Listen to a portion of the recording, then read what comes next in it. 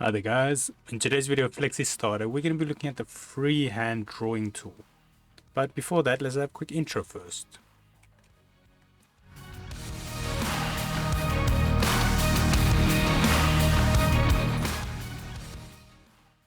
So today's video can be found on softwaretraining.co.za. We make short and easy to watch problem solving videos, and we also have daily updates. Otherwise, back in the program here. And now, just a quick reminder, this is a mini series on working with parts. And I will leave relevant links in the description so you guys can actually follow along. So now in today's video, we're going to be looking at the pencil or the freehand drawing tool. So in order to locate that, we can go here to our main toolbar on the left here. And you can simply with the path tools, normally it will be this one, the Bezier path. We can just click with our left mouse button, hold in, and we can navigate to our pencil. You can also, let's say you're using both of these a lot, you can click, hold, and then go past this point. Then it'll bring you up this little block. Then you can simply just dock it on top here. So if you want to quickly navigate between the two. So now with the tool selected, first of all, how it works is you simply left click with your mouse, or hold your mouse in, and then you basically drawing a shape as if it's a pencil. When you release, it will turn it into a path for you. Now, one thing to keep in mind, if you want to create a closed path, then you want to simply just take your mouse back to the beginning till it makes that little round icon by the starting point. You leave that, it will create a closed path.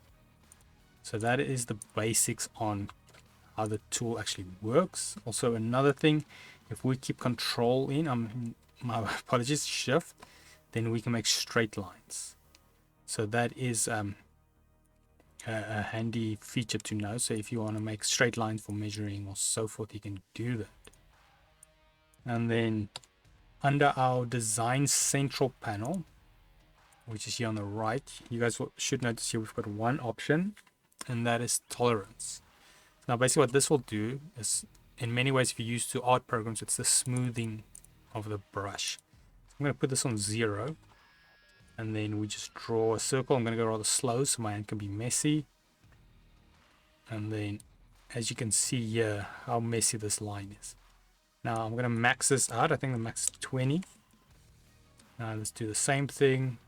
Go rather slow so you guys can see the result. Okay, it's slow, actually doesn't look too bad. But now if I release that, you'll see it smooths the line out a lot. So now obviously play around, find the balance that works for you. As you know, where you find the best setting. By default, I think they leave it on 5. But to me, even 5 is still a bit too jagged. So you can maybe 10 or 15. Might create a nice smooth line. Then just keep in mind, the smoother it is, obviously the more it's going to try fade out any mess.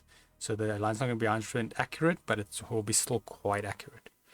Then another option we've got here is if we use the control hotkey.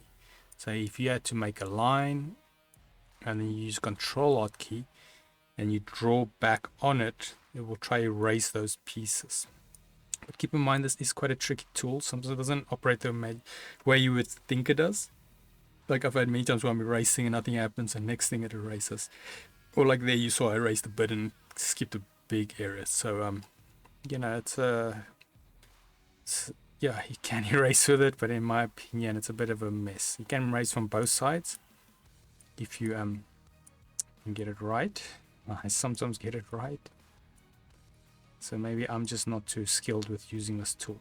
But like there you can see nothing's happening. And I don't know if I'm just doing something wrong. But if I erase it normally like that, it works. So then suddenly it will just not work anymore. So let's try that again. Go from this side. As you can see, I can erase. And then here we go. Stopped working. I've had the line smaller, so I don't think it's just the max tolerance, or rather minimum size you have. As you can see there, it's working well. So in any case, so it's a bit buggy in my opinion, but it does work. And then yeah, that is the basics on using the Freehand Drawing Tool.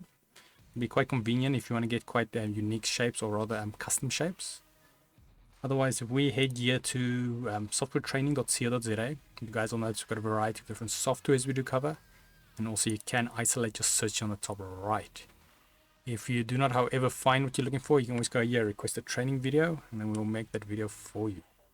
But otherwise, thanks guys for watching, and cheers.